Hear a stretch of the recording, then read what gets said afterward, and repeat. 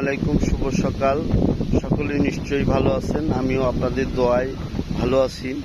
আসলে এই যে নির্মল সকাল, সকালবেলা অনেক ভালো লাগতেছে। বাড়ির পাশেই ধান ক্ষেত, ধান ক্ষেতের যে পাতাগুলোর বাতাসে দোলে দোলে অনেক সুন্দর একটি অনুভূতি। আসলে আপনারা না দেখলে মিস করবেন। তো আমি কিছুটা দেখানোর চেষ্টা করছি, আপনারা সঙ্গে থাকুন, দেখতে থাকুন। বাড়ির পাশে যে ধান ক্ষেত দেখছেন, ভরা জমি, পুরো জমিটাই দেখা যাচ্ছে ধান ক্ষেতে সবুজে সবুজ লীলাভূমি পরিণত হয়েছে। তো এই যে বাতাস, যখনই বাতাস আসছে তখনই দেখা যাচ্ছে ধানের পাতাগুলো দুলছে। অত্যন্ত সুন্দর একটি দৃশ্য, অপরূপ দৃশ্য। আসলে রূপালী বাংলার রূপের যে গুণ, সেই গুণগুলো আসলে তারই একটি অংশ হচ্ছে ধান ক্ষেত। দেখেন কিভাবে বাতাসে দুলছে, আসলে যারা দেখছেন নিশ্চয়ই তাদেরও ভালো লাগবে।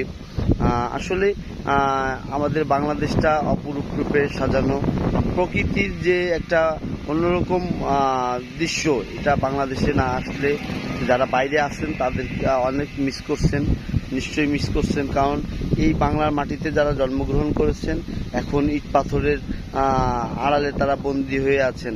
আসলে গ্রামের দৃশ্য অত্যন্ত সুন্দর এবং ভালো লাগে। যারা গ্রামে আসেন, দীর্ঘদিন পর আসেন, তাদের কাছে অত্যন্ত ভালো লাগে এই গ্রামের দৃশ্য। তো সবাই ভালো থাকবেন, সুস্থ থাকবেন, নিরাপদ থাকবেন, আমার জন্য দোয়া করবেন। আসলে আমার বাড়ি থেকে বেরোনোর পরেই এই সুন্দর ধান ক্ষেত, আমি মাঝে মাঝেই এখানে দাঁড়িয়ে বাতাসে দাঁড়াই। এই বাতাসটা অত্যন্ত সুন্দর, ঠান্ডা, এবং পুরো ডাঙার যে বাতাসটা এখানে উঠে আসে, তো খুব ভালো লাগে এখানে।